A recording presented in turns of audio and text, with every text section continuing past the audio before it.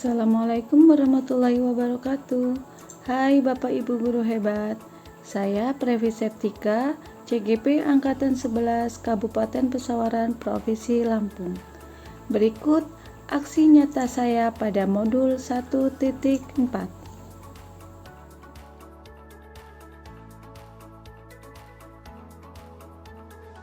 Aksi nyata yang pertama yaitu pelaksanaan diseminasi budaya positif. Assalamualaikum warahmatullahi wabarakatuh. Waalaikumsalam warahmatullahi wabarakatuh. Terima kasih ya Bapak Ibu yang telah menyediakan waktunya untuk hadir di presentasi kami. Judulnya Implementasi dan Penerapan Budaya Positif.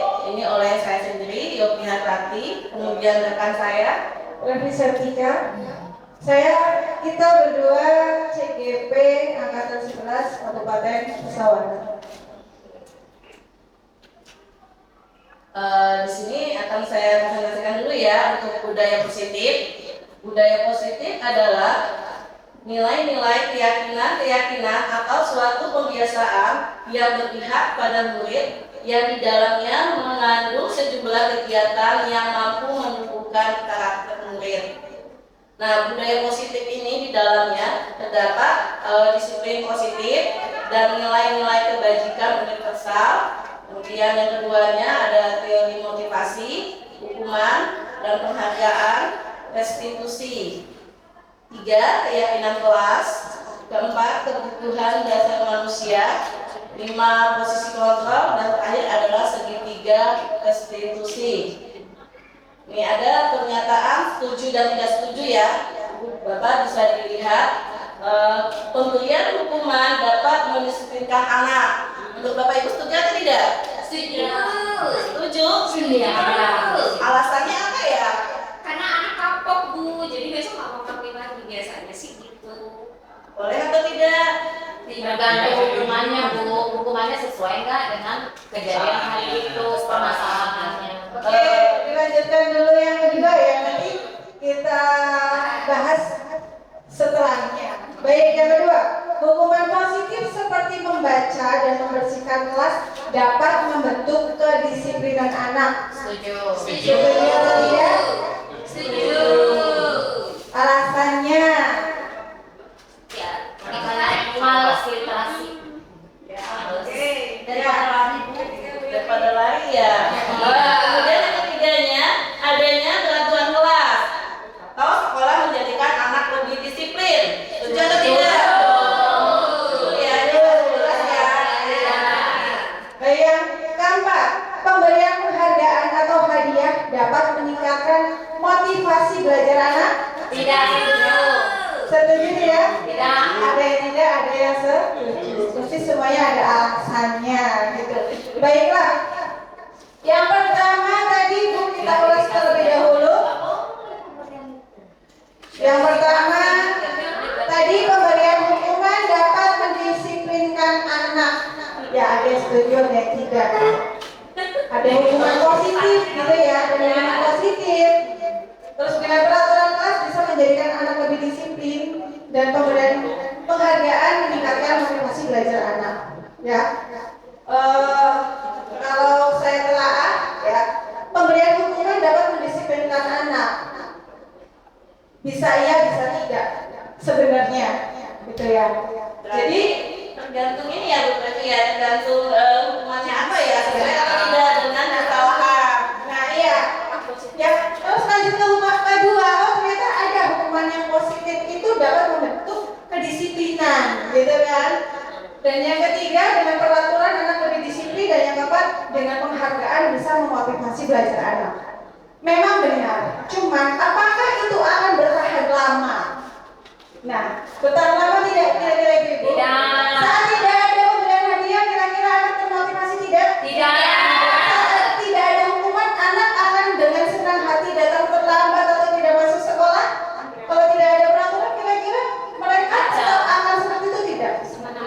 Semena-mena. Nah, benar, berarti motivasi-motivasi atau aturan-aturan ini itu sebenarnya eksternal atau ekstrinsik gitu. Jadi akan bertahan sementara. Saat berbeda perlakuan dia akan berubah. Jadi yang lebih tepat sebenarnya itu motivasi intrinsik dari diri siswa itu sendiri. Ya. Mungkin itu untuk budaya positifnya. Dilanjut Riyadi. Ini sudah jadi, kemudian budaya positif. Ya. Nah, filosofi Ki Hajar Dewantara. Nah, menurut KHD, pendidikan diartikan sebagai tuntunan dalam hidup tumbuhnya anak, menuntun segala kodrat yang ada pada anak agar mereka dapat mencapai keselamatan dan kebahagiaan yang setinggi-tingginya, baik sebagai manusia maupun sebagai anggota masyarakat. Nah, paradigma belajar ini akan disampaikan oleh Bu Temi. Untuk perubahan paradigma belajar, Anda dan teman Anda akan melakukan kegiatan cobalah buka. Ambillah sepotong kertas. Bunyi, coba tangannya dibuka. Ya. Sepotong kertas kemudian remas dan genggamlah. Rekan Anda mencoba dengan segala cara untuk membuka kepala tangan Anda. Berarti berpasangan ya, berpasangan. Penyebabnya sekarang. Mana kertasnya? Ya, banyak bersih. Ya.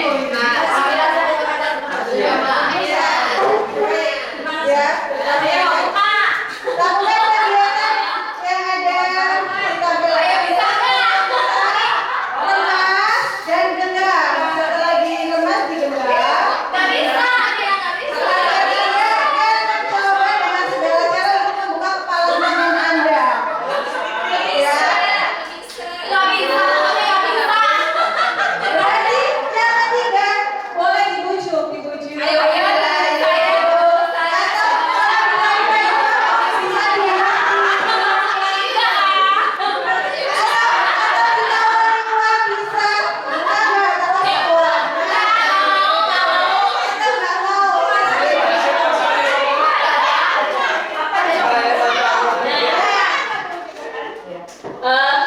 Dari kegiatan tadi ya Bapak Ibu, perubahan paradigma belajar, apakah Anda membuka kepala tangan Anda? Ada yang buka, ada tidak? Dan apa alasannya? Kemudian keduanya, apakah Anda menutup kepala tangan Anda? Apa alasannya? Tadi ada yang buka, ada yang nutup. Kemudian yang ketiga, dalam kegiatan ini sesungguhnya siapa yang memegang kendali atau kontrol untuk membuka atau menutup kepala tangan? Panas sih. Yang Menurut saya dalam kegiatan ini yang memegang kendali atau kontrol untuk membuka atau menutup kepala tangan adalah si pemegang kertas tadi. Dia adalah pemegang kontrol atau kendali, jadi dirinya sendiri, tidak ada pengaruh dari luar. Misalnya saya kan berarti mempengaruhi Bu Juwis tadi ya. Nah itu tidak berpengaruh sama Bu Juwis, padahal saya sudah kenceng, ayo kita deket tapi dia nggak mau. Nah berarti menurut saya itu tergantung Bu Juwis yang mau buka atau enggak. Itu menurut saya. Terima kasih.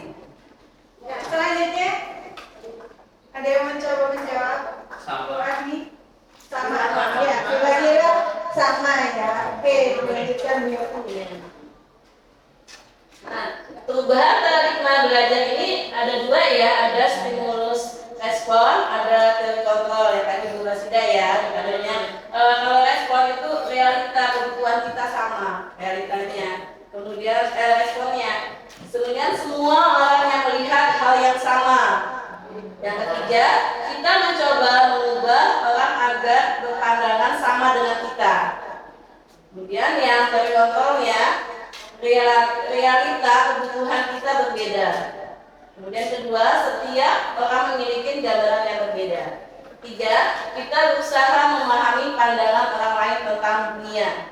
Ya itu tadi yang kegiatan yang Bapak Ibu lakukan tadi ya. Ada yang megang, kemudian ada yang buka. Sebenarnya kita seperti itu. Lanjut ke Nah, selanjutnya mengenai disiplin positif. Dalam budaya kita, makna kata disiplin dimaknai menjadi sesuatu yang dilakukan seorang pada orang lain untuk mendapatkan kepatuhan. Ki Hajar Dewantara menyatakan bahwa di mana ada kemerdekaan, disitulah harus ada disiplin yang kuat. Disiplin yang dimaksud adalah disiplin diri yang memiliki motivasi internal. Ya, jika kita tidak memiliki motivasi internal, maka kita memerlukan pihak lain untuk mendisiplinkan kita atau motivasi eksternal. Karena berasal dari luar, bukan dari dalam diri kita sendiri. Nah, dari yang tadi ya, untuk disiplin motivasi intrinsik dan ekstrinsik yang dari luar, seperti yang sudah kita lakukan tadi, mana yang menggenggam tangan itu ya, merenaskan kertasnya. Benar tadi seperti yang Guru sudah bilang, motivasi intrinsik itu sangat perlu, atau kita yang punya atau kita yang menentukan. Tapi jika motivasi intrinsik itu ternyata susah atau tidak berhasil, mau nggak mau tetap ada motivasi ekstrinsik dari luar yang merayu, yang memotivasi ibaratnya. Jadi tidak hanya cukup motivasi intrinsik, kita juga butuh motivasi ekstrinsik yang memang mendukung sehingga terbentuk motivasi intrinsik dari diri sendiri. Berarti contohnya kalau anak itu kalau kurang motivasi intrinsiknya ditambah lagi dari guru gitu ya Bu ya? Ya, seperti itu ya. Jadi anak punya motivasi intrinsik, cuman mungkin belum kuat gitu ya. Jadi kita sebagai guru selalu memotivasi, ayo nak, kamu bisa nak. Gimana cara guru memotivasi agar motivasi intrinsik yang ada dalam diri siswa itu tumbuh dan menetap. Jadi dia nggak yang goyah, gitu, seperti itu. Ya, disiplin positif. Disiplin positif ini nilai-nilai kebajikan universal. Nilai-nilai kebajikan universal itu kan banyak ya Bapak Ibu. Salah satunya itu apa Bu? Bisa saling menghormati, itu nilai kebajikan ya. Jadi nilai kebajikan itu ya hal-hal positif, saling menghormati, menghargai. Ya, itu nilai-nilai kebajikan universal ini adalah nilai-nilai kebajikan yang disepakati bersama. Nah, nilai-nilai ini merupakan payung besar dan sikap dan perilaku kita, atau nilai-nilai ini merupakan fondasi kita berperilaku. Ini biasanya yang sudah umum ya. Misalnya kalau di sekolah kan ada nilai-nilai kebajikan. Misalnya kalau kita saling menghormatin, itu kan sebenarnya sudah ada ya, sudah ada di dalam diri kita sendiri, tinggal kita memotivasi saja. Misalnya ada gurunya salim, itu udah nilai kebajikan, dan itu sudah diakui dan tidak perlu sebenarnya ditulis. Kalau ketemu guru kita harus saling, enggak. Ada temannya kita harus ini, enggak. Karena itu sudah disepakati bersama. Lanjut. Ya, nilai kebajikan universal yang terkandung dalam profil pelajar Pancasila seperti yang sudah kita ketahui ya. Yang pertama itu beriman, bertakwa dan berakhlak mulia, mandiri, bernalar kritis, kreatif, bergotong royong dan berkebinekaan global. Kayaknya dinyanyiin enak ini loh Devi. Maksudnya boleh tidak? Saya dinyanyikan lagu ini. Ingat, jadi nyanyi kalau nggak salah naik puncak gunung kayaknya. Coba kita mulai coba. Langsung pelajar ya. Pelajar Pancasila beriman dan bertakwa dan berakhlak mulia, beragam Tuhan yang esa, berkebinekaan global, gotong royong mandiri,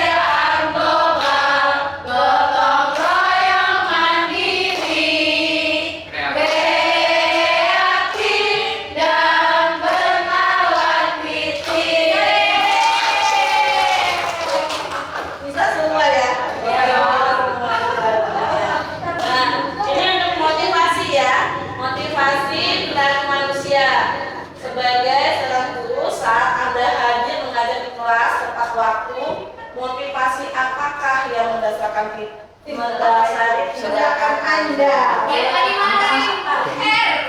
Ya, oke.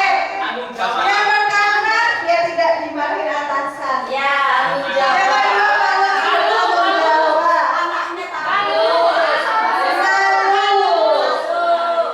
Apa lagi?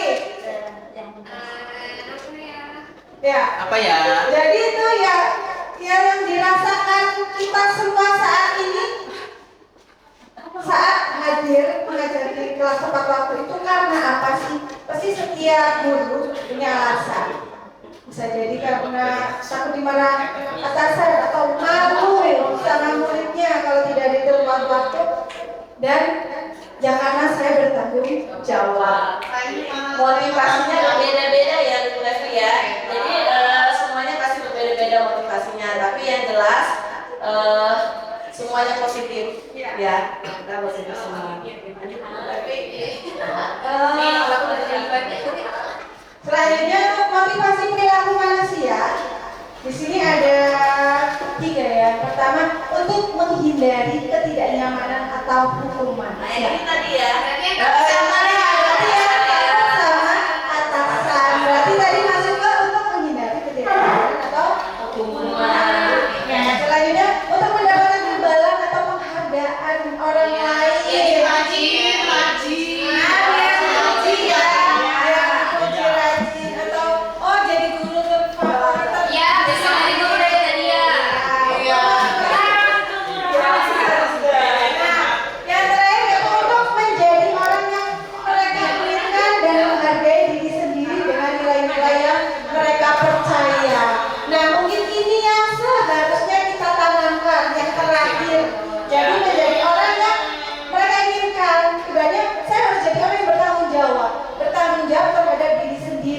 Jadi melakukan sesuatu bukan karena ujian atau hukuman, tapi memang tumbuh dari diri sendiri bahwa saya harus menjadi orang yang bertanggung jawab. Itu motivasi yang seharusnya.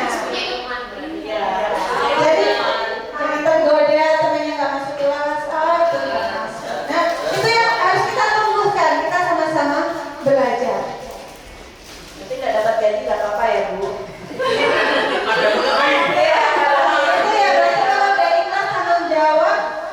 Dibayar. Kayaknya berat kalau yang itu berat. Jadi kalau bisa 3-3-nya ya, tapi paling penting yang ketiga ya Bu Levi ya. Tapi memang 1-2 pasti kita punya juga motivasi seperti itu. Walaupun hanya sedikit di dalam hati, tapi masih ada Pak. Iya manusiawi. Motivasi perilaku manusia untuk menjadi orang yang mereka inginkan dan menghargai diri sendiri dari nilai-nilai yang mereka percaya. Ini yang harusnya seperti ini kitanya.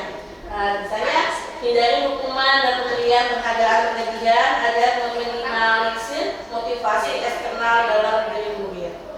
Nah, jadi Kalau jadi di sini sebenarnya hukuman dan penghargaan itu sama-sama sebenarnya ada segi negatifnya.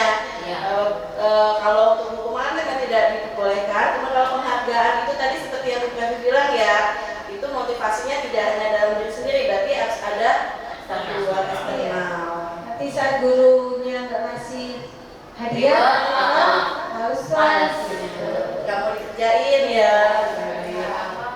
iya, nggak dapat apa-apa. Wanitiro. Iya, bisa juga. Begininya motivasi perilaku manusia.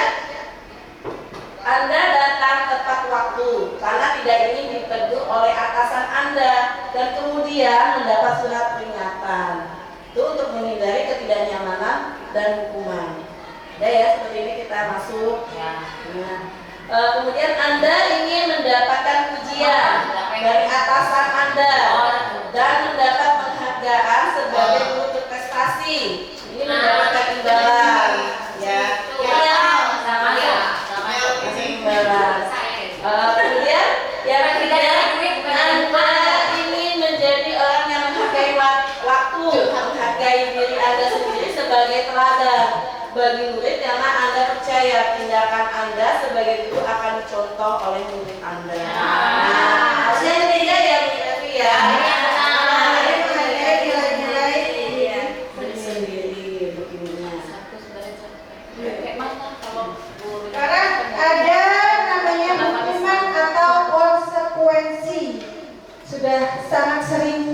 mendengar ya, hukuman atau konsekuensi. Nah, di sini tindakan guru mencatat 100 kali di dalam buku kalimat saya tidak akan terlambat lagi. Kira-kira itu hukuman atau konsekuensi? Yang selanjutnya yang kedua, membersihkan coretan yang dibuatnya di meja tulis. Konsekuensi. Yang ketiga, murid diminta push up 15 kali kalau tidak menggunakan baju olahraga. Ada hukuman, ada konsekuensi ya, nanti kita bahas. Yang keempat, berdiri di depan kelas dengan mengangkat satu kaki karena tidak bisa menjawab. Konsekuensi. Konsekuensi ada hukuman, karena memang pilihannya kalau nggak hukuman ya konsekuensi. Kalau untuk hukuman itu Bapak Ibu itu biasanya udah aturan ya, sudah aturan yang berlaku yang biasanya diberi sama pemegang aturan. Sedangkan konsekuensi itu biasanya dia sudah kesepakatan. Jadi udah kesepakatan biasanya di setiap kelas kan ada kesepakatan kelas. Nah konsekuensi ini biasanya memang hampir mirip dengan hukuman, tetapi biasanya konsekuensi ini masih berhubungan dengan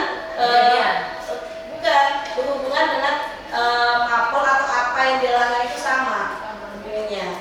Contohnya Contohnya tadi kalau misalnya membersihkan coretan yang dibuat di meja tulis, karena kan ditulis ya meja tulis itu masih. Kemudian yang ketiga, misalnya murid diminta push up 15 kali karena tidak menggunakan baju olahraga. Ini push up itu kan masih berhubungan dengan olahraga, jadi dia masih konsekuensi. Nah yang tidak itu karena berdiri di depan kelas, dia mengangkat satu kaki. Ini tidak ada hubungan dengan pelajarannya, kan tidak ada pelajaran untuk mengangkat satu kaki di sini. Kemudian yang satu tadi juga mencatat 100 kali dalam buku kalimat saya tidak akan terlambat lagi. Sebenarnya tidak bisa juga ya, hukuman juga ya kita ya. Hukuman karena tidak sesuai dengan apa yang dia langgar. Harusnya apa ya itu kalau terlambat? Kalau terlambat saat pelajaran bahasa Inggris misalnya ya, saat pelajaran bahasa Inggris terlambat, mungkin menghafalkan vocab 100 kata, itu masih terus konsekuensinya karena masih ada hubungan dengan apa yang mereka lakukan. Jadi masih ada hubungan hukumnya. Nah, di sini penjelasannya ya, hukuman, konsekuensi dan restitusi ya. hukuman tiba-tiba, konsekuensi sudah disepakati. Hukuman ini tindakan hukuman pasti dan restitusi. Kalau hukuman itu tidak terencana tiba-tiba. Jadi kalau misalnya pas muridnya terlambat tadi ya, langsung berdiri, gitu kan langsung. Jadi tidak ada tertulis berarti ya, tidak tertulis. Kemudian konsekuensi sudah terencana, disepakati bersama. Biasanya di kelas ya sudah ada kesepakatan kelas biasanya. Kemudian kalau restitusi adalah proses kolaborasi yang mengajarkan murid untuk mencari solusi dari setiap masalah dan membantu murid berpikir tentang orang seperti apa yang mereka inginkan dan bagaimana mereka harus memperlakukan orang lain. Restitusi bisa bukan bisa gimana? Bayarnya sama. Restitusi proses kolaborasi. Jadi misal anak melakukan kesalahan ya, untuk restitusi itu bisa selanjutnya. Nah, untuk restitusi itu sebenarnya saat anak melakukan kesalahan, kita tidak langsung menjudge anak. Jadi mungkin kita tanya alasannya. Ada anak yang terlambat, maaf nak, kenapa kamu terlambat? Nah itu termasuk proses restitusi. Iya bu, saya bangun kesiangan. Kenapa aku bangunnya kesiangan? Saya semalam main game. Oh gitu. Jadi kita mendengarkan alasan-alasan anak dulu. Itu namanya restitusi. Jadi ada kolaborasi antara kita dengan murid, ya. Jadi kita tanya alasannya dan kita nggak langsung malah, oh ya wajar, namanya manusia. Kita tetap harus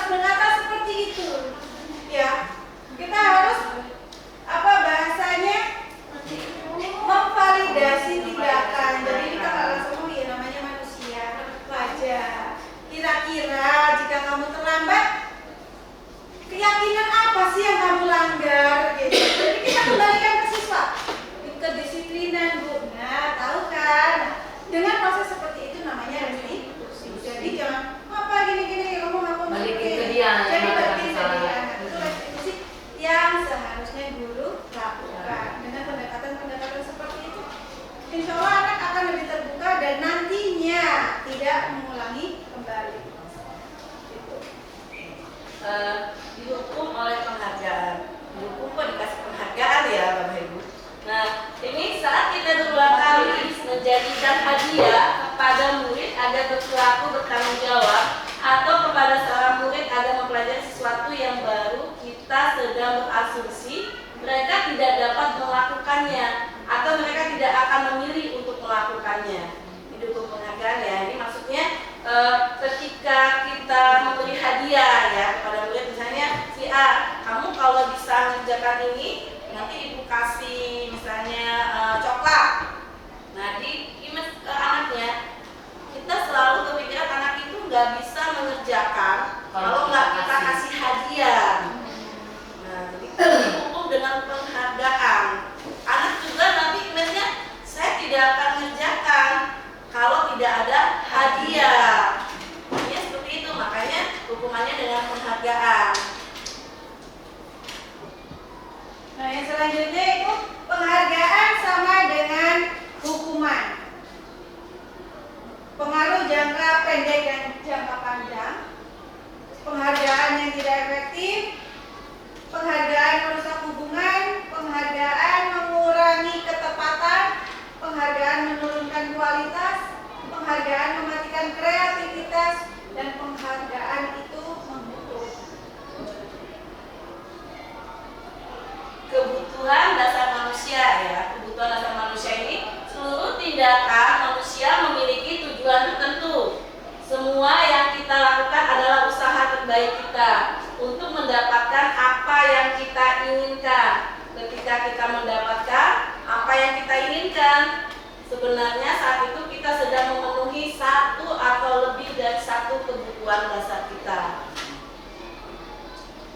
Nih, 5 kebutuhan dasar manusia: bertahan hidup, kasih sayang dan rasa diterima, kebebasan, kesenangan, penguasaan. Ya, itu kebutuhan dasar manusia. Jadi sebenarnya saat murid melakukan kesalahan, kira-kira kebutuhan dasar apa sih yang belum mereka penuhi atau yang belum terpenuhi? Jadi jangan langsung mengejar anak ini salah, ya. Atau kalau begini salah. Dengan kita melakukan restitusi, kita akan tahu, kita gali kira-kira kebutuhan dasar apa yang belum terpenuhi dalam diri murid tersebut. Berpikiran positif ya Bu Evi ya. Jadi ketika anaknya berantem, itu kita pikirannya jangan negatif dulu ya. Kita positif. Berarti sebenarnya 5 kebutuhan apa sih sebenarnya yang mau dipenuhi? Mungkin penguasaan ya, dia pengen berkuasa, atau dia pengen kasih sayang, atau mungkin karena kurang perhatian di rumah. Jadi saat di sekolah cuman kesenggol dikit sama temennya aja sudah marah atau berantem gitu.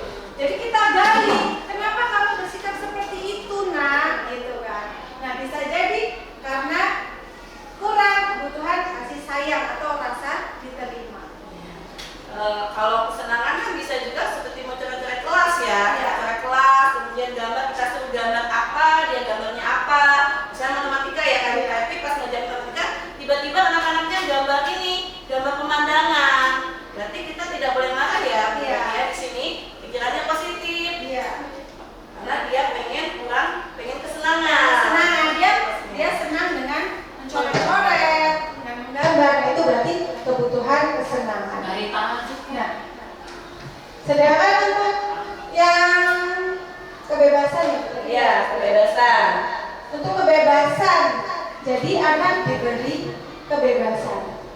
Misal saat belajar, dia sukanya duduk di lantai atau di pojok sana. Nah, tidak masalah.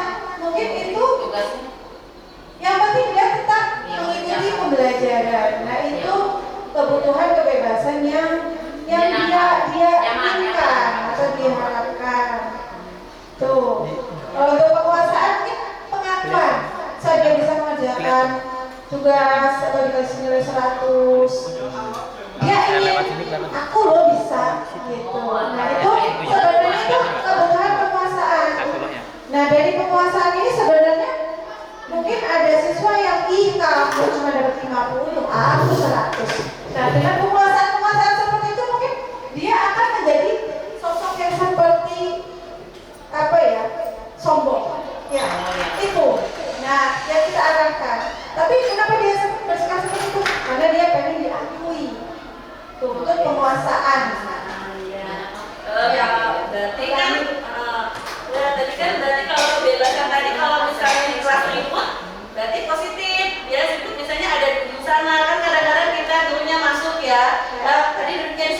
pindah ke sana, pindah ke sini. Kita kan kadang-kadang kalau tidak berpikiran positif ya, itu positif. Nah, anaknya kok macam-macam. Padahal sebenarnya itu motivasi adalah kebutuhan dasar anak itu, dia pengen kebebasan, dia tidak mau diujung, Iya. dia mau ke sana, Iya. tapi pindah bosen, sama aja seperti kita ya Bapak Ibu, kadang-kadang bosen duduk di sini pindah. Sama yang bertahan hidup ya, Iya. bertahan hidup mungkin ini yang seringkali guru rasakan. Saat masuk anaknya masih apa? Tidur. Ya, tidur boleh masuk kalau menjelaskan dia masih tidur. Ya, masih tidur atau makan, lapar. Nah, sebenarnya itu kebutuhan hidup. Ya kalau mau dibebasin gimana nanti pembelajarannya, semua kita harus memikirkan kebutuhan hidup, kebutuhan dasar dari murid-murid kita. Nah, jadi kebutuhan dasar yang kita gali tersebut ya tentang kita harus punya keyakinan kelas atau kesepakatan, karena semua punya kebutuhan dasar, kita kelompokkan menuju keyakinan atau kesepakatan yang lebih baik. Sebebas-bebasnya harus seperti ini, seenak-enaknya makan harus seperti ini, seenak-enaknya tidur ngantuk harus seperti ini.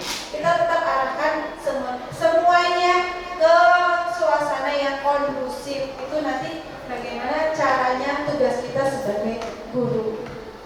Karena untuk kebutuhan dasar manusia kita hanya untuk memahaminya saja, tidak untuk menjudge itu salah, itu salah, gini kamu nakal. Nah, itu untuk menggali saja, menggali kebutuhan dasar yang belum terpenuhi. Nah, nanti kita sepakati bersama pembelajarannya bentuknya mau seperti apa. Benar sekali ya Bu Devi ya. Ini 5 ke dasar konsep manusia memang harus kita bagikan ke anak, tetapi tetap dikembalikan ke keyakinan kelas. Kayak kebebasan, kita kan harus boleh mungkin seminggu di rolling, ya itu untuk dia kebebasan. Terus kalau menakar bertahan hidup kan kita ada waktu istirahat ya, jadi makan ketika istirahat. Kemudian kayak kesenangan nanti mungkin ada game ya, mainan, membuat pembelajaran yang menyenangkan, gitu kan? Nah, itu solusi-solusi positifnya. Ibaratnya yang nggak harus mentang-mentang kebutuhan dasar biarin aja. Nyanyi, kalau Bu Juwita nyanyi. Ya bisa. Nyanyi. Ya, Ada di PPKN zaman kapan itu nggak tahu. ya, kalau pasang mungkin kita bisa bagi kelompok ya Bu. Kalau kelompok kan nanti ada ketuanya yang dirasa. Kayak seperti itu biasanya yang jiwa-jiwa Ya, kelas biasa kita jadiin ketua kelompok atau koordinatornya gitu kan. Koordinator Jadi, B5. ya, jadi kebutuhan-kebutuhan tetap terpenuhi gitu. Nih, contoh kasus ya. Ini contoh kasus. Bu Ari, guru wali kelas 11A sedang bingung menghadapi ulas salah satu murid di kelasnya. Namanya sesuai namanya. Ya, beberapa anak di kelas telah datang padanya dan mengeluhkan Riki yang sering kali meminta bekal makan siang. Dengan kata, jika Anda menghadapi situasi seperti Bu Ari, apa yang akan Anda lakukan? Menurut Anda, kira-kira alasan Riki melakukan hal itu? Gimana ini Bu Devi? Kasusnya. Ya. Ini studi kasus. Tante ya udah lulus. Semua pendekatan untuk menciptakan disiplin positif. Ya, studi kasusnya ini masih lanjut yang tadi apa? Beda lagi ya. Beda kasus. Nah, berarti kasus yang sebelumnya Si Ari. yang Bu Ari tadi. Oh ya Bu Ari ya. Bu Ari, ya. Bu Ari tadi. Yang Bu Ari. Ya. Nah, jadi Kalau ke restitusi tadi Bu Devi yang menstabilkan masalah Kolaborasi. ya.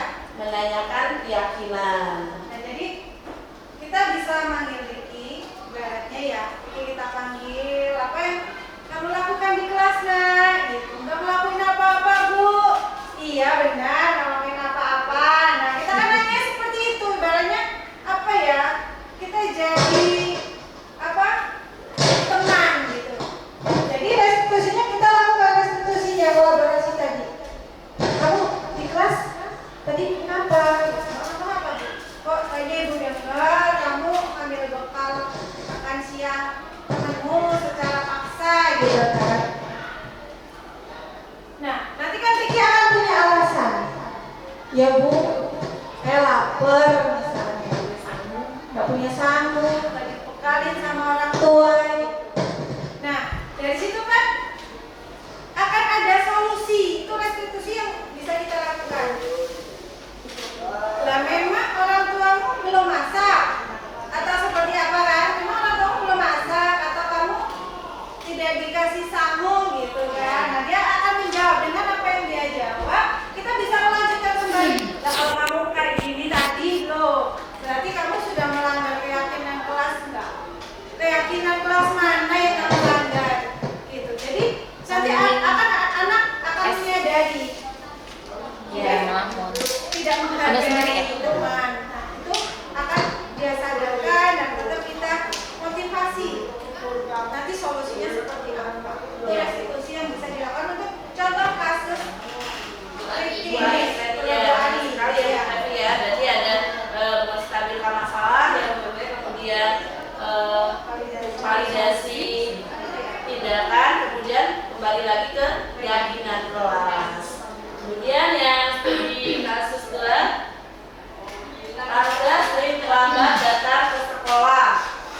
Dia tiba sekolah jam 7.30 ke atas. Padahal pembelajaran dimulai 7.15. Selain itu, Rangga juga kadang lupa membawa buku dan alat tulis.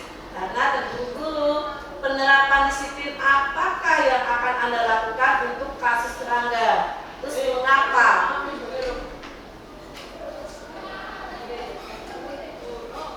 Ya, kira-kira apa? Coba Bapak Ibu. Apa yang sudah seperti apa yang Ibu sudah menjelaskan ya, kasus 1, ini kasus kedua. Coba kita lanjut, penerapan disiplin apakah yang dilanggar oleh si Rangga?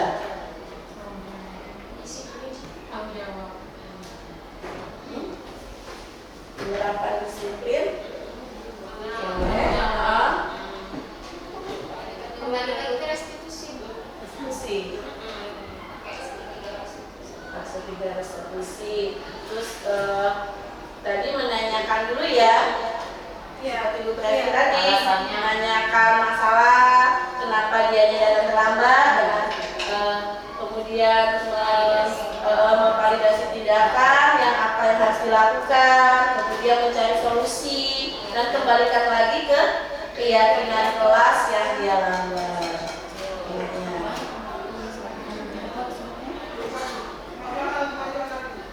Posisi kontrol, Bu Trevi. Oke, untuk posisi kontrol ya, Diana Basan menyimpulkan bahwa ada 5 posisi kontrol yang diterapkan seorang guru, orang tua ataupun atasan dalam melakukan kontrol. Kelima posisi kontrol tersebut adalah yang pertama sebagai penghukum, pembuat rasa bersalah, teman, pemantau, dan manajer. Itu 5 posisi kontrol yang ada di diri seorang guru atau orang tua. Itu ya. Selanjutnya berkali. Ini ya, yang posisi kontrol itu tadi yang kata Bu Trevi yang benar sekali, itu ada sebagai penghukum. Nah ini biasanya seringkali ya, secara tidak sadar kita memposisikan posisi kita sebagai penghukum. Dimana kan penghukum ini kadang-kadang kita melihat ya, kalau penghukum kan tadi aturan yang langsung ya Bu ya, langsung otomatis ya. Biasanya di kita sudah ada aturan dari sekolah, misalnya kalau anak-anak kan harusnya pakai sepatunya hitam, dia pakai sepatu coklat, nah kita menghukum. Kenapa kamu memakai sepatu coklat? Harusnya ini, berdiri kamu di lapangan. Itu Ya. berarti posisi kontrol kita sebagai penghukum. Jadi saat ada anak terlambat terus memakai sepatu tidak sesuai ketentuan, pasti kita langsung hukum. Kenapa sepatunya merah atau biru? Berarti kayak yang tadi pagi ya Bu, ya suruh amati. Ya, bendera. ya sebenarnya tindakan kita itu sebagai penghukum dan harusnya itu kita hindari. Ya. Nah dari posisi kontrol ini, posisi kontrol penghukum yang masih banyak guru lakukan. Saat ada anak rambutnya panjang, kenapa? Kita potong. Ya. Atau saat memakai aksesoris yang tidak sesuai langsung kita ambil. Itu berarti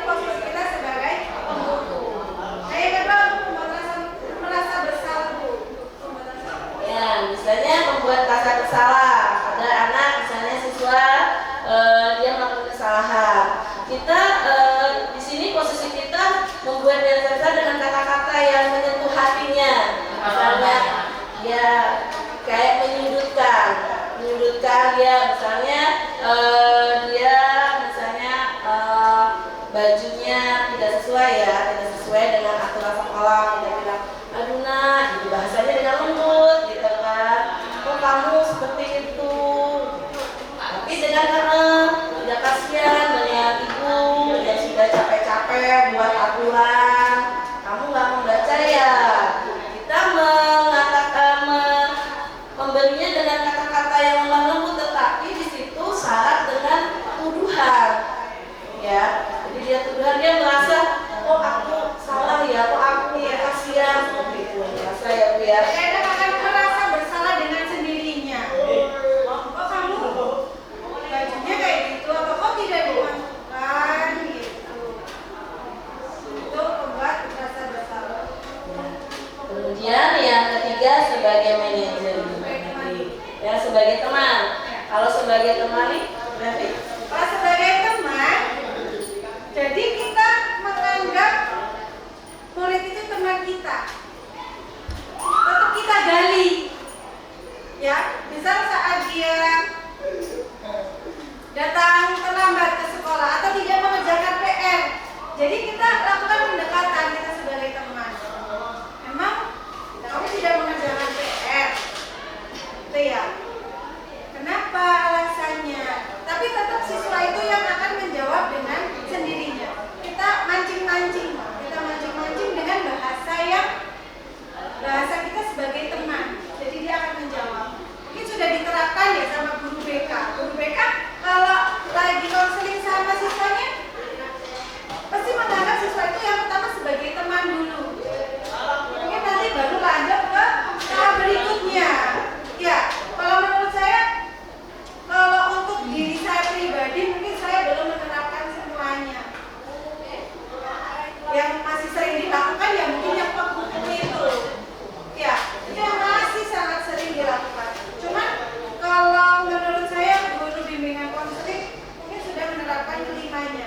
Yang pertama mungkin dia bertindak dulu sebagai penghukum sama anak ini. Cuman tindakan selanjutnya dia akan berubah lagi. Oh, saya tindak nih sebagai pembuat rasa bersalahnya. Atau temannya, pemantau, dan lama-lama dia akan bertindak sebagai manajer. Ya, mungkin beberapa guru sudah menerapkan semuanya. Cuma kalau jujur, kalau saya masih di tahap menghukum, pembuat rasa bersalah, dan teman. Untuk ke pemantau dan manajer belum pernah saya terapkan secara langsung gitu, belum pernah. sekali ya Bu Devi ya. Padahal sebenarnya menghukum dan membuat rasa bersalah itu tidak dibolehkan lagi ya untuk disiplin positif. Kita harusnya teman pemantau manajer, tetapi untuk maju ke tahap itu butuh proses karena dari biasa kita spontan dan sekarang kan tujuan kita sebenarnya agar anak itu mentaati peraturan, tetapi secara instan. Nah, kita tidak memperhatikan kondisi anak dan mental anak itu sendiri, atau dia malu, atau dia merasa akhirnya takut ke sekolah. Nah, kita tidak melihat itu karena kita ingin menegakkan peraturan ya Bu Devi. Jadi secara tidak langsung kadang-kadang menghukum, membuat rasa bersalah itu selalu ada mengikuti kita. Mungkin evaluasi saja kita bareng-bareng. Kira-kira Bapak Ibu ada di posisi yang mana? Ayo, siapa yang mau ini menjabarkan kira-kira Bapak Ibu guru itu ada di posisi yang mana? Boleh? Ayo, posisi kamu. Mic-nya tolong.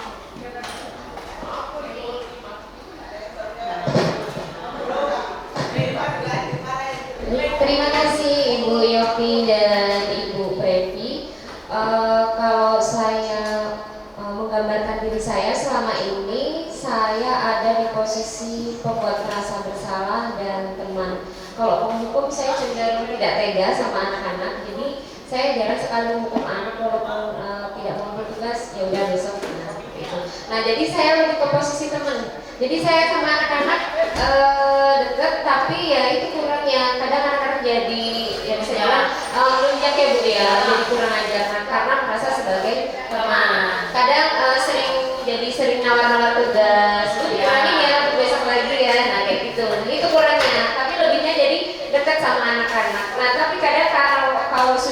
merasa di ujung nih kayaknya kesabarannya, baru ke membuat merasa bersalah. Kamu nggak kasihan apa sama ibu, nanti ibu dimarahin loh sama Bu Her gara-gara kamu ini. Nah, seperti itu. Terima kasih. Ya, yang lainnya? Luis, bagi apa biasanya? Manajer? Kalau saya lebih ke penghukum.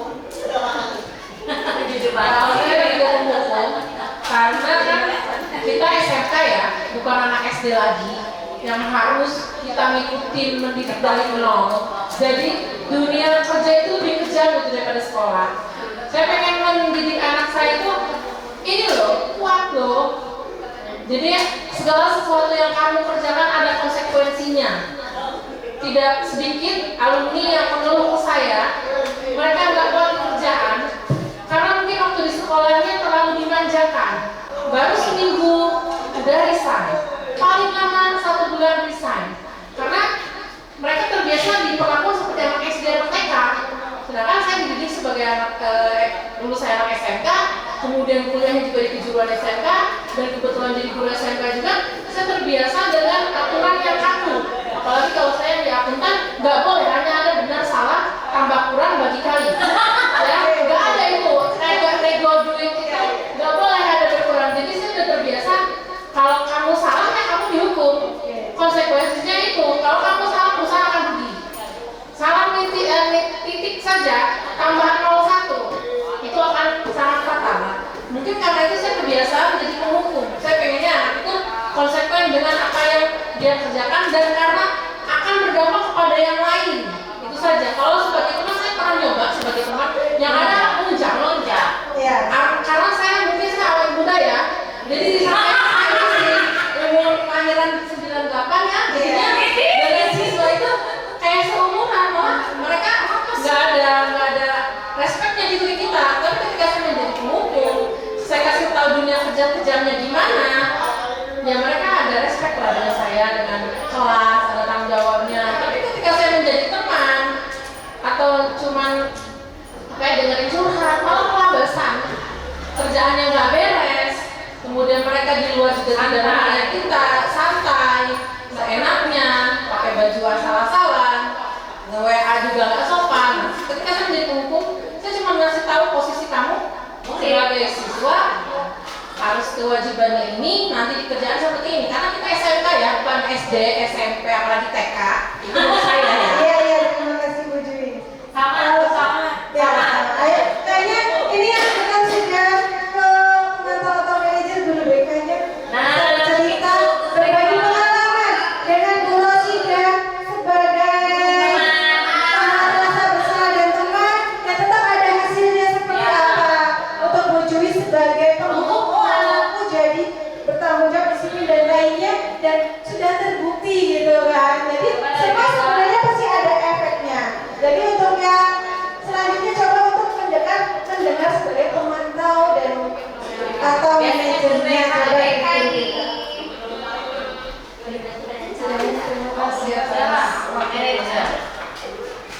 Kalau sebagai gurunya sih memang hampir dari semua itu kami melakukan hampir ya, karena tidak setiap saat semuanya kami pegang.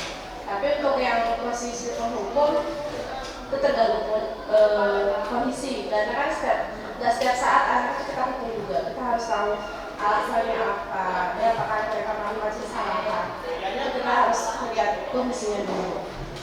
Terus kalau membuat merasa bersalah, itu juga melengkapi rasa itu. Kalau untuk teman, karena kami kan ketika melakukan konseling itu anak itu jangan sampai merasa tidak nyaman dengan kondisinya. Ketika mereka merasa tertekan, merasa tidak nyaman, menganggap bahwa kami itu menjustis mereka, menghakimi mereka, mereka nggak bakal mau cerita.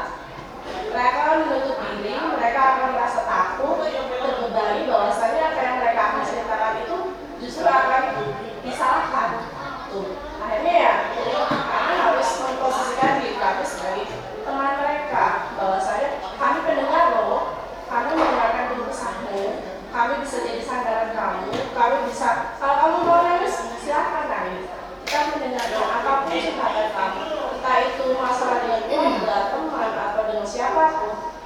kami coba bantu dengarkan.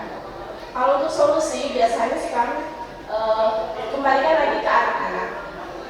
Karena itu mereka yang akan menentukan pilihannya. Solusi apa yang terbaik buat diri mereka sendiri. Jadi kami hanya membantu mengarahkan. Nah, kalau untuk pemantau, setelah mereka melakukan testing dan segala macam, kami akan melakukan follow up. Dilihat seminggu ini ada perubahan atau enggak, seperti apa perubahannya, apakah masih negatif atau sudah positif, itu kami pantau. Nah, untuk manajer ya kami melihat kondisinya seperti apa. Ya, kalau menurut kami dari BK memang hampir kami melakukan ke semuanya, tapi tidak setiap saat. Itu kenapa saya terima kasih. Iya, terima kasih ya, Bu Jantu ya, benar sekali. Bu Juwis dan Bu Asida ya juga benar, tetapi karena kita disiplinnya positif ya, disiplin positif sebenarnya untuk penghukum itu sebenarnya itu banyakkan itu kalau saya dengar tadi dari Bu Juwis ya, sebenarnya bukan posisi penghukum, karena penghukum itu biasanya itu kebanyakan ke fisik. Hukum itu sih klotot-klotot Nah, Bu Juwis menambah kamu ini kan itu bukan penghukum. Kalau saya jelas kayaknya Bu Juwis tadi itu posisinya itu sebagai manajer. Manajer itu menghandle, menanyakan apa tugasnya. cuma arahnya ke yang lebih tegas keras gitu karena anak SMK gitu ya. Karena kembali lagi anak SMK itu harus mandiri, harus tegas. Kalau hukum itu biasanya dia bentuk fisik, ya fisik lari, lari. Kamu nggak bisa ini, besok ganti uangnya. Gitu. Itu udah hukuman. Kalian kalau ganti uang itu kan udah bentuk hukuman. Dan untuk BK sendiri kalau hukum kayaknya nggak ada ya Bu ya, karena itu kalau penghukum itu biasanya dia masih SPP itu biasanya masih memantau. Kalau hukum itu biasanya konsultasi sudah dikeluarkan. Itu jarang sekali buat BK karena ke BK itu biar dia balik lagi ke jalannya mereka, kembali lagi seperti sedia kala, sepertinya balik lagi. Oke, lanjut ya Bu Devi. Nih hukum ya. Nih tadi ya untuk penjelasan yang saya bilang tadi, yang untuk Bu Juwis sama Bu Sosida ya. Nih, seorang hukum bisa menggunakan hukuman fisik maupun verbal, jadi dengan kata-kata yang menyakitkan. Ya, jadi hukumannya tuh bukan hanya fisik, tapi bisa dengan kata-kata. Oh iya, nah kamu bodoh atau ini itu sebenarnya hukuman kan?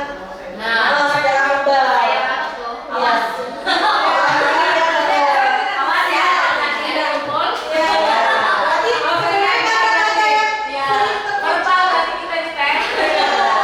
Verbal ya. Nah, terus dengan posisi penghukum sering berkata, patuhi aturan saya. Kamu selalu saja. Itu ya awas ya. Ya ada kata-kata verbal itu hukumnya verbal ya. Itu posisi penghukum dengan kata-kata. Iya. Dan apa ya, kita mau anak itu seperti apa yang kita mau. Kita beranggapan kalau saya hukum besok online lagi, kamu telah lari keliling lapangan, kita beranggapan ini kan anggapan kita. Kita beranggapan tidak akan diulangi lagi. Nah, sedangkan posisi kita di sini penghukum, yaitu kita menghukum dengan cara kita, dengan harapan dan harapan kita. Harapan kita ya besok nggak lagi. Cuma kenyataannya masih diulang lagi. Jadi kenapa posisi penghukum ini sebisa mungkin kita hindari? Karena pada kenyataannya diulang lagi.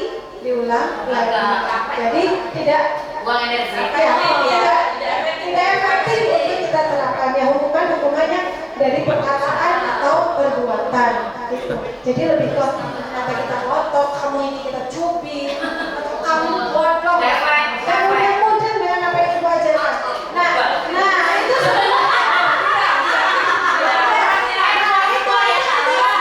berarti maksudnya kita apa ya? Kita luruskan inilah yang dinamakan kita penghukum. Mungkin rasis sekali saya. Kamu ini nggak mudah-mudah anak SD.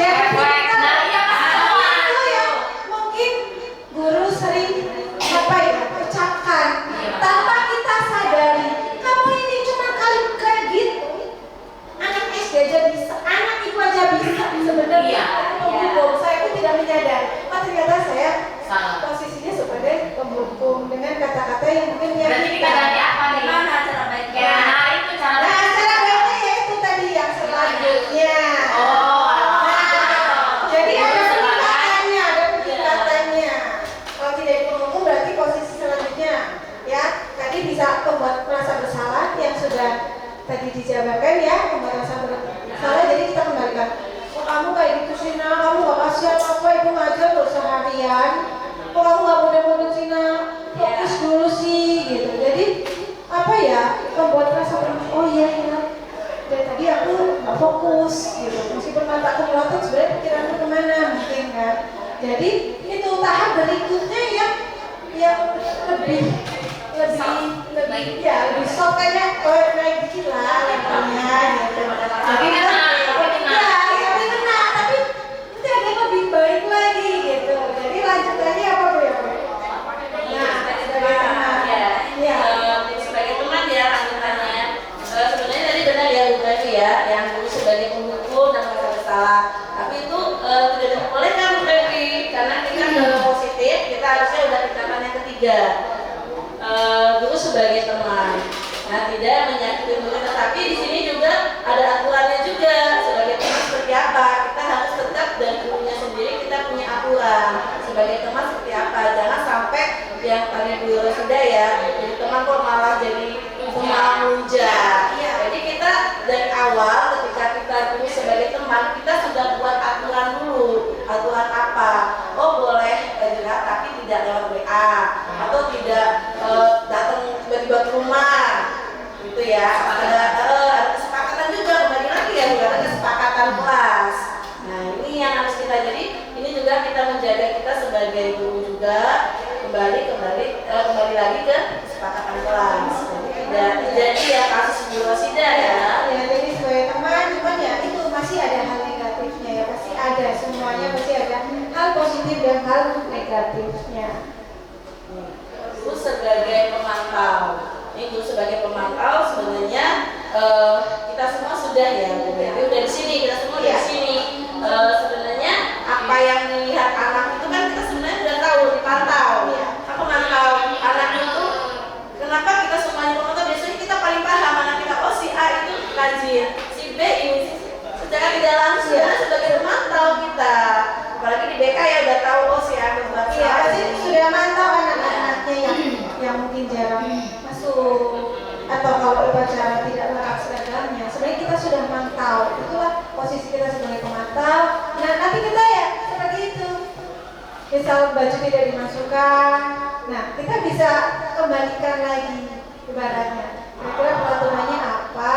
Coba mengenai seragam sekolah atau mengenai kehadiran di sekolah. Nah, sebelumnya sudah kita pantau dulu, jadi saat anak melakukan kesalahan, mungkin pertanyaan-pertanyaan ini yang bisa kita ajukan.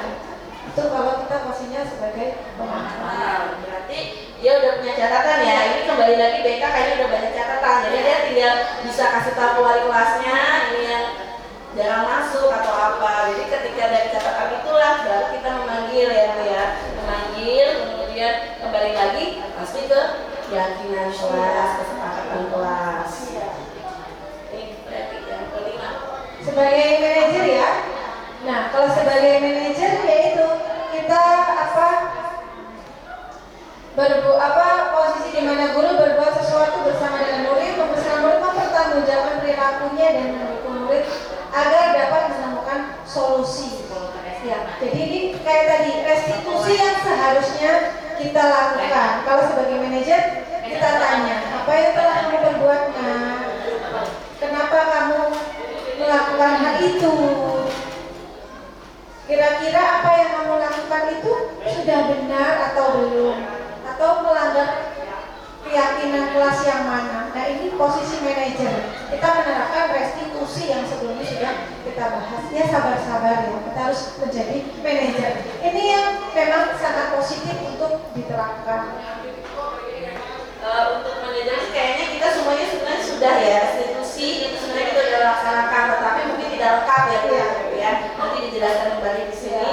Mungkin tahapan pertamanya saja, tahap kedua aja. Iya. Dan saat menghadapi suatu ada suatu kejadian, kan tidak melulu saya jadi manajer terus gitu kan. Mungkin kayaknya dengan masalah yang seperti ini saya harus jadi temani gitu, atau membuat merasa bersalah gitu. Meskipun fokus akhirnya sebenarnya manajerlah yang baik, cuma semua kembali lagi saat kita menerapkan kita tetap lihat kondisinya. Itu harapannya ya semua menuju ke manajer. Ya pelan-pelan kita terapkan bersama-sama. Seperti itu, ya. Udah terbiasa sih Bu. Iya, tidak terbiasa sebagai penghukum atau Iya. merasa bersalah. Ya, itu mungkin sudah biasa. Kita saya pun masih melakukannya. Makanya dengan pengetahuan yang ada, ayo kita rubah bersama-sama, saling mengingatkan, gitu. Jadi tetap posisi kita menjadi manajer. Itu harapan terakhir yang terbaik yang nantinya akan membuat anak berubah dengan sendirinya, atau motivasi intrinsiknya itulah nanti yang akan tumbuh dengan kita bertindak sebagai manajer. Kita bersama-sama. Ini dari tadi itu semuanya itu nanti kembali lagi ke keyakinan kelas ya. Nah ini keyakinan kelas yang harus kita ketahui. Keyakinan kelas, mengapa keyakinan kelas? Mengapa tidak peraturan kelas saja? Itu sebenarnya jadi pertanyaan. Apa bedanya? Apa bedanya keyakinan kelas dengan peraturan kelas? Nih, kalau keyakinan kelas atau sekolah itu guru berperan dalam memberikan terbentuknya keyakinan sekolah atau kelas dengan adanya kesepakatan dengan murid. Nah, keyakinan sekolah kelas berupa pernyataan universal yang mudah diingat, dipahami dan harus diterapkan dalam lingkungan sekolah. Itu keyakinan kelas. Nah, kalau peraturan kelas tadi, kalau peraturan apa ya Bu? Kalau peraturan itu tidak ada kesepakatan ya. Peraturan ibaratnya kayak sekolah pasti punya peraturan. Sudah dibuat, sudah Iya, ditentukan. Nah, sedangkan dalam kelas kita pendidik pembelajaran di bahasa kita punya kelas kan. Nah, kelas itulah yang bisa kita terapkan untuk keyakinan kelasnya. Kalau untuk sekolah dari awal masuk pasti sudah punya peraturan. Nah, sebenarnya harusnya diarahkan ke keyakinan sekolah atau keyakinan kelas, tidak lagi Keyakinan itu peraturan. paling lebih kecil karena cuma antara kita sebagai guru di kelas itu. Nah ini kan keyakinan kelas ini kita untuk yang motivasi tadi, kan ada 5 kebutuhan manusia, kemudian 3 motivasi tadi, kembali lagi semuanya ke keyakinan kelas. Jadi kayak sopan santun, nanti adanya di keyakinan kelas. Untuk yang menjawab yang motivasi tadi ya, tentunya. Nah, apa itu restitusi? Ini restitusi tadi ya, segitiga restitusi dalam pemecahan masalah.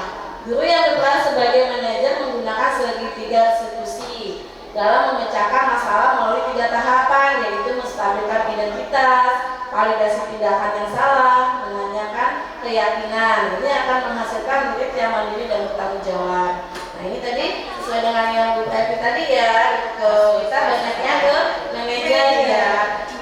Mungkin kita semua guru sudah pernah melaksanakan, walaupun kadang tidak lengkap. Misalnya kayak menstabilkan identitas ketika ada masalah, tadi kan menanyakan alasan itu udah masuk sebenarnya ketika menstabilkan identitas atau tidak membuat merasa salah, atau ibu tahu gitu ya.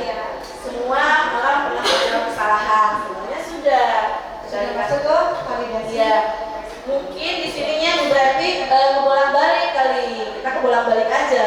Harusnya kan restitusi itu ada tahapan. Kalau kita kan tidak mungkin. Mungkin kita udah keyakinan kelas kamu ngelakuin apa? Padahal belum nanya stabilannya ya. Udah langsung mengkasis dia salahnya di mana. Padahal kita belum menstabilkan identitas dan tindakan yang salah. Jadi kita udah langsung dia menyalahkan keyakinan. Jadi untuk validasinya kan bisa kira-kira apa yang kamu lakukan itu sudah benar atau belum lah, ibaratnya bahasanya kita validasi. Nih, menstabilkan identitas ya, mengubah identitas anak dari yang merasa gagal karena melakukan kesalahan menjadi orang yang sukses. Kemudian validasi tindakan yang salah, menemukan cara efektif untuk memenuhi kebutuhan dasar anak. Kemudian menanyakan keyakinan, menghubungkan nilai-nilai yang dipercaya anak dan berpindah menjadi orang yang diinginkan. Nah ini yang kembali ke kebutuhan dasar tadi ya Bu Devi ya, untuk ininya. Mungkin kita udah semuanya ya, udah melaksanakan ininya, cuman mungkin kebalik-balik ya, atau hanya satu secara tidak langsung. Tidak sesuai, tidak tiga tahapan tersebut mungkin tidak terpenuhi semuanya saat kita melakukan restitusi. Bisa jadi kita menstabilkan langsung ke keyakinan. Bisa jadi kita validasi tindakan langsung keyakinannya, ibaratnya tidak secara tiga tahap ini. Nah sebenarnya dengan segitiga restitusi ini, bila kita menerapkan tiga tahap yang kita lakukan, dari situ kita akan tahu kebutuhan dasar apa sih yang belum terpenuhi dari murid kita. Itu kita bisa tahu kebutuhan dasar yang belum terpenuhi dari mana ya, dari restitusi yang kita lakukan. Menstabilkan ini kata-kata yang sering harus kita ucapkan. Sebenarnya secara tidak langsung kita sering sekali mengucapkan, tapi kita tidak tahu kalau kita sudah melaksanakan restitusi. Restitusi ya berarti ya. Ini kata-katanya, berbuat salah itu tidak apa-apa. Sebenarnya sudah kita laksanakan. Ya, tidak apa-apa kok, gitu kan. Mungkin kita sering saat ngobrol dengan murid kita yang berbuat salah, sebenarnya pernah mengucap kata-kata tersebut. Ini biasa sekali, tidak apa-apa gitu kan. Semua manusia pasti salah. Iya, meskipun melakukan kesalahan pasti kita kembalikan lagi, tidak apa-apa. Dia juga manusia, pernah hilang, pernah salah. Itu namanya menstabilkan identitas sebenarnya. Validasi tindakan yang salah ini sebenarnya kita menanyakan alasan. Ya, kamu pasti punya alasan. Itu kamu patut bangga dengan dirimu sendiri karena kamu telah melindungi sesuatu yang penting buat kamu. Misalnya kayak dia bisa berantem sama teman ya, berantem sama temannya, mungkin dia melindungi apa yang dia yakini benar. Bagi dia benar, tentu benar bagi orang lain. Ilmunya. Yang ketiga, Yang ketiga itu menanyakan keyakinan. Nah, apa nilai-nilai umum yang telah kita sepakati atau bayangan kita tentang kelas yang ideal? Kamu mau jadi orang yang seperti apa? Nah, ini keyakinan kelas yang sudah kita sepakati di awal. Jadi saat anak melanggar masuk kelas, berarti kan dia sudah melanggar keyakinan kelas yang disiplin gitu. Nah, ini kenapa kita harus membentuk dulu keyakinan kelas. Jadi saat ada anak berbuat salah, kita bisa menanyakan kembali kira-kira keyakinan kelas apa yang sudah kamu langgar, seperti itu. Jadi apa ya? Jadi anak akan sadar dengan sendirinya tanpa kamu ini gak disiplin. Nah itu kita yang mengucapkan sendiri. Kita maunya anak mengucap sendiri. Kira-kira keyakinan kelas apa yang sudah kamu langgar? Saat di kelas mungkin berisik atau ganggu temennya, mungkin kan sudah melanggar keyakinan saling menghargai, seperti itu. Ya, Bapak Ibu, adalah wali kelas ya. Jadi saya mau tanya itu waktu awal masuk itu udah buat keyakinan kelas belum? Ya. Nah dari keyakinan kelas itu maka semua kegiatan apapun, baik itu kebutuhan ya berarti ya, kemudian kontrol guru juga itu akan kembali lagi ke keyakinan kelas. Restitusi juga akan ujung-ujungnya kembali lagi ke keyakinan kelas. Nah disiplin positif ini sendiri sebenarnya menguatkan kembali keyakinan kelas kita. Seperti apa? Jadi kesepakatan nanti di situ akan kembali lagi ke 5 kebutuhan manusia, kemudian kontrol ya, kontrol dulu juga kembali, kemudian restitusi, segitiga restitusi juga kembali lagi ke keyakinan kelas.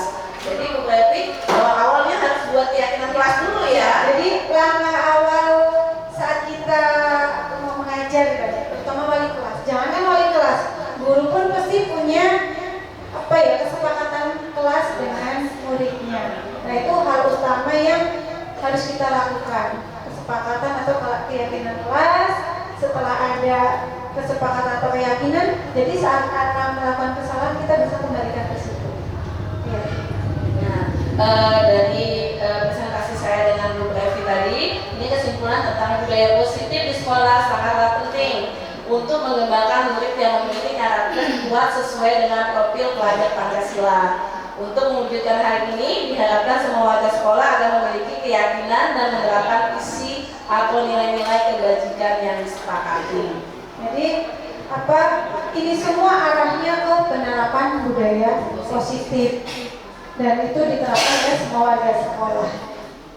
Nah, seperti yang sudah Bapak Ibu lakukan untuk keyakinan kelas atau kesepakatan kelas, mungkin selama ini kita menamakannya tetap peraturan kelas ya, atau sudah keyakinan atau kesepakatan.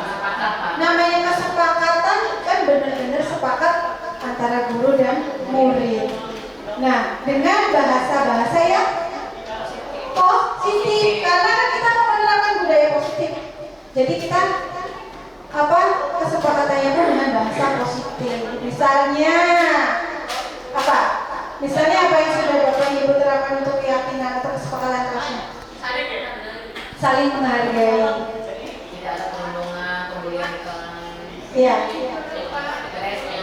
Nah, mungkin kita masih menggunakan kalimat-kalimat negatif. Jadi ayo kita arahkan. Misalnya tidak membuli di dalam kelas. Kita ubah. Kalimat positifnya apa? saling Saling menghargai. Saling menyayangi. saling menunduk, saling membuli. Nah, iya. Tidak terlambat masuk kelas. Kita ubah apa? Datang tepat waktu. Nah, ada penerapan budaya positif ya, kalimatnya yang positif. Iya, jadi tidak ada kata dilarang, tidak. Kita rubah itu ke arah mana?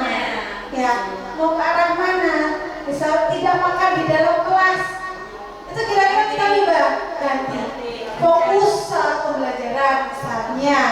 Sama main HP, kan tidak mungkin kita tidak main HP di kelas. Kita rubah. Fokus saat pembelajaran. Nah, jadi kan anak fokus.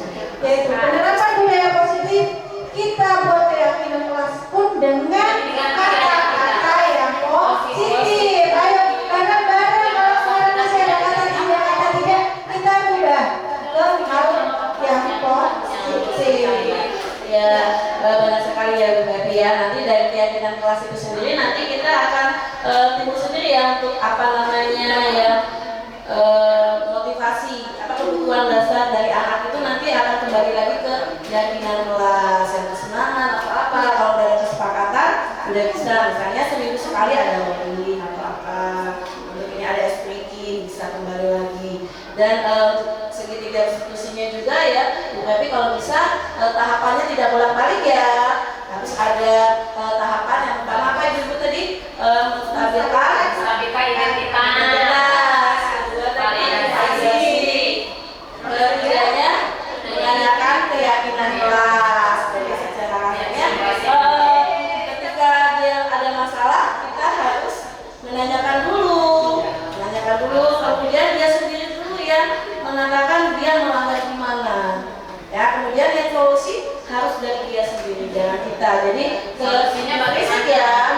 Ya, Itu solusinya kita tawarkan. Nah, dengan kejadian ini, apa yang akan kamu lakukan? Misal, oh saya mau minta maaf Bu, sama teman saya. Kan dia yang mengucapkan sendiri. Nah itu kalau tidak restitusi ya harus kita terapkan. Terus yang untuk diri sendiri yang berarti tadi ya 5 posisi kontrol tadi kalau bisa ke positif lagi ya. Kita harus naik ke tingkat ketiga ya. 3 sebagai pemantau, kemudian sebagai teman. Dimulai dari pemantau. Artinya sudah menimbulkan motivasi intrinsik itu dari pemantau, manajer Ya, kemudian baru sebagai teman dengan tidak meninggalkan aturan-aturan ya udah disepakati intinya. Sampai di sini dulu. Ada yang mau ditanyakan Bapak Ibu? Alhamdulillah ya. Alhamdulillah, terima kasih Bapak Ibu semua untuk bisa menghadiri lah diseminasi workshop kecil dari kita, saya Fevi dan Bu Yopi sebagai CWP Angkatan 11. Mudah-mudahan apa yang saya sampaikan bisa bermanfaat untuk kita semua. Kita terapkan bareng-bareng di SMK Negeri 1 Negeri Kator ini. Ya. Jadi mohon ayo kita bersama-sama berkolaborasi saling mendukung untuk terciptanya budaya positif di SMK Negeri 1 Negeri Kator. Baik, terima kasih. Kalau ada kurangnya saya mohon maaf ya. Kepada Allah saya mohon ampun. Mudah-mudahan semua ini menjadi menjadi berkah buat kita semua. Bermanfaat ya biar bisa dilaksanakan di lingkungan sekolah sehari-hari. Amin. Dari sini dulu saya ucapkan terima kasih. Wassalamualaikum warahmatullahi wabarakatuh. Waalaikumsalam. Terima kasih ya Bapak Ibu dan terima waktunya. Aksi nyata bagian yang kedua yaitu pembuatan kesepakatan dan keyakinan kelas bersama kelas 12 MM1.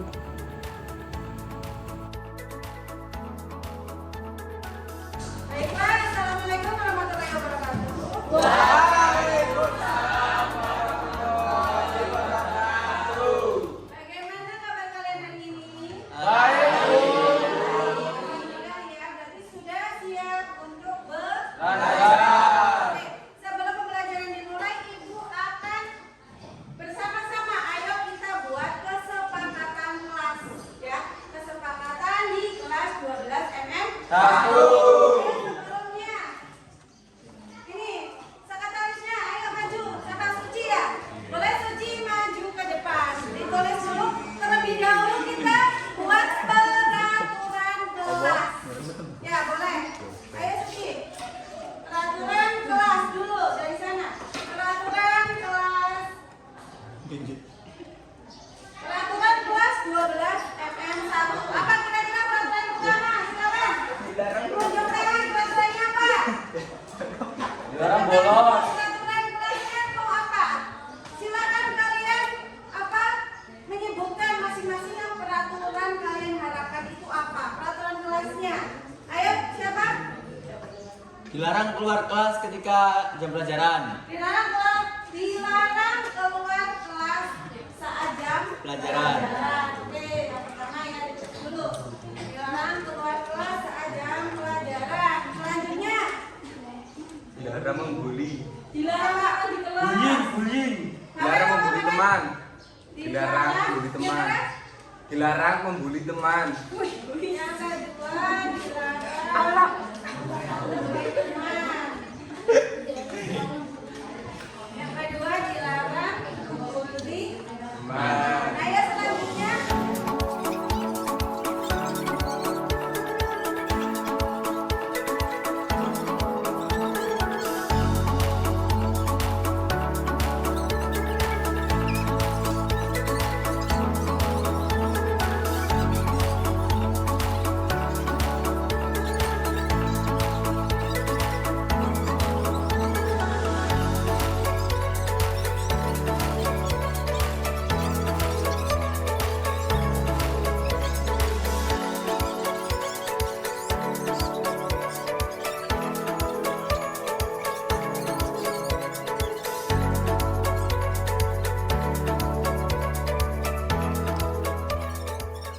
Sekarang dari peraturan itu kita ubah ke kesepakatan kelas. Nah, namanya kesepakatan kelas kita memakai kalimat atau kata-kata yang positif, ya. Kalau di si peraturan kan kamu masih memakai kata dilarang, tidak boleh gitu ya. Ayo kita sama-sama ubah ke kesepakatan kelas dengan kalimat yang positif. Coba kesepakatannya. Kasih judulnya lagi kesepakatan kelas 12 M1. Nah, kira-kira dilarang keluar saat jam pelajaran. Kalimat positifnya apa? Kalimat positifnya apa? Kamu harus merubah ke kalimat positif. Ayo dicari. Harus selalu di kelas saat jam pelajaran. Harus, nggak boleh ada kata harus. Selalu Selalu. keluar kelas. Apa kira-kira Selalu kalimat membahas positif kelas. dilarang keluar kelas saat jam pelajaran? Oh, selalu di dalam kelas ketika masih dalam jam pelajaran. Selalu tetap Kita tetap di kelas saat jam pelajaran. Boleh.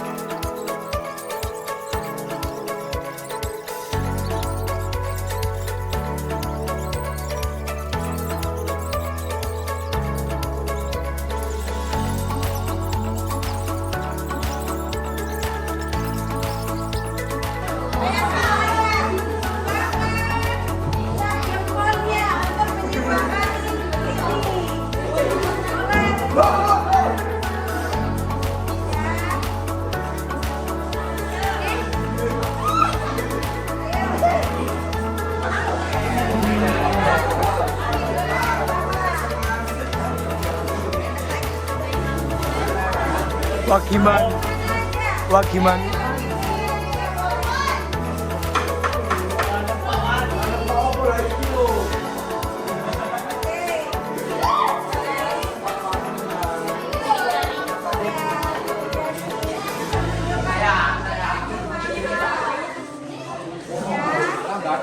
Mudah-mudahan semua bisa terlaksana sesuai yang kita harapkan dan pembelajaran akan menjadi lebih kondusif dengan keyakinan yang sudah disepakati. Ya, mungkin itu saja ya. Udah ya. Oke, udah itu aja.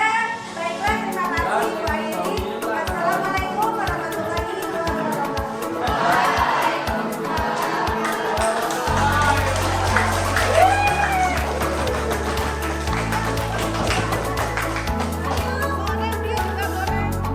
Saya siap dengan keyakinan yang ada di kelas 12 MM1. Oke, terima kasih. Dengan keyakinan kelas ini, saya siap melaksanakan. Kami siap menjalankan keyakinan 12 MM1. Siap! 3. Dengan keyakinan kelas 12 dengan 1, kita semua siap mengikutinya. Paham!